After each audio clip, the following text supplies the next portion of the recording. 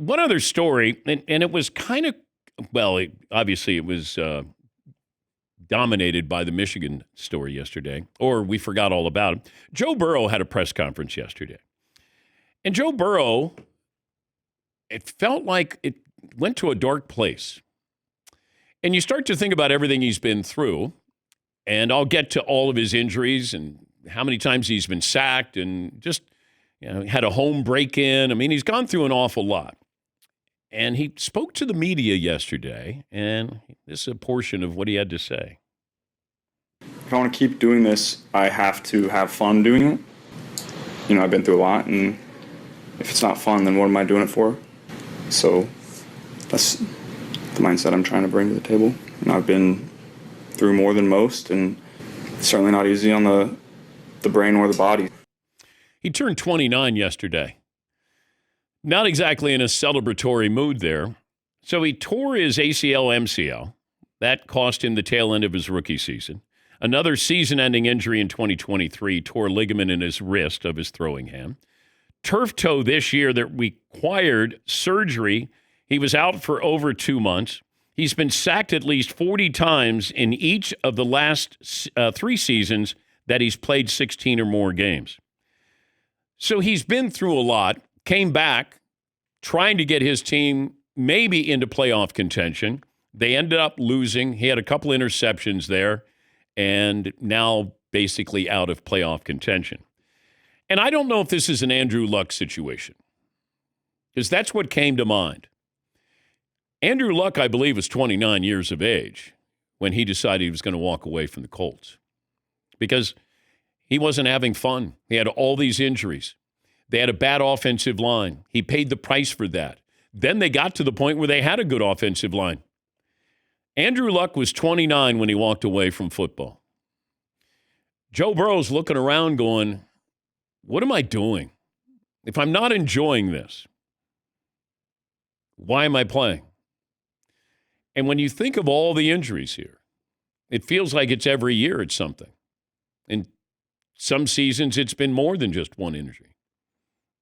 You're not on a good team. You have a team that doesn't have a defense. You got a couple of good weapons there, but this should have been a year where you guys were going to win this division. But this is just like Andrew Luck. The Colts were favored to win their division. And then he walked away in preseason. And maybe it's just one of those bad days on your birthday, but I don't know, maybe your birthday, you turn 29 and you start to look around and you go, what is the future here? And does he want to be in Cincinnati? So those were the things that kind of came to mind. I thought it deserved more attention because you were actually hearing something. Marvin, play it again because it feels real. And it went dark. If I want to keep doing this, I have to have fun doing it. I've been through a lot, and if it's not fun, then what am I doing it for? So that's the mindset I'm trying to bring to the table. I've been through more than most, and it's certainly not easy on the brain or the body. Okay.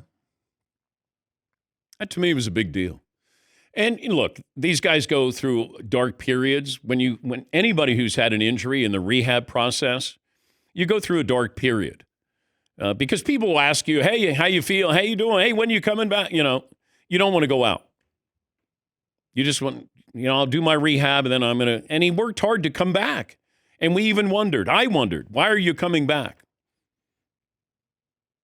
And then all of a sudden you lose that game to Buffalo, and now you realize, okay, I'm back. Now he's got to play 4 more games. And you have nothing to play for. But you have to go out there because you're the leader, and I think he allowed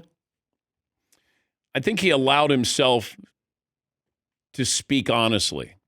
Instead of just saying, hey, people say we have nothing to play for. We do. We always have something to play for. We play for the fans, and we play for, each other, whatever. He could do all of that.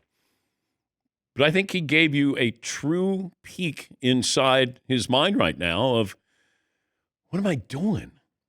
Why isn't this fun? It should be fun. Yes, Todd.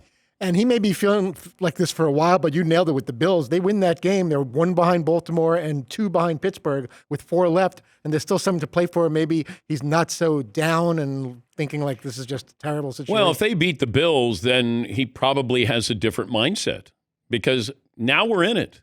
Like, okay, it's a long shot, but we're in it. And that's all you want.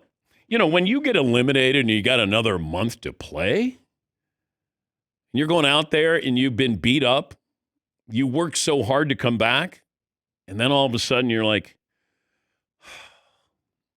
I got to gear up. I got 4 more games to play. Yeah, Paulie. And in the fourth quarter of that game, they were going in to take a two-score lead. He throws 2 straight picks off tip passes, and that was the game. So he was directly involved. It was like, of course, he didn't have a terrible game. He had a great game, but those 2 plays must have been haunting him. Yeah, and those were fluke plays, but they were back-to-back interceptions, a pick 6 and then the other one, and Buffalo came back to win that game. Cincinnati was the better team until Buffalo took advantage of that.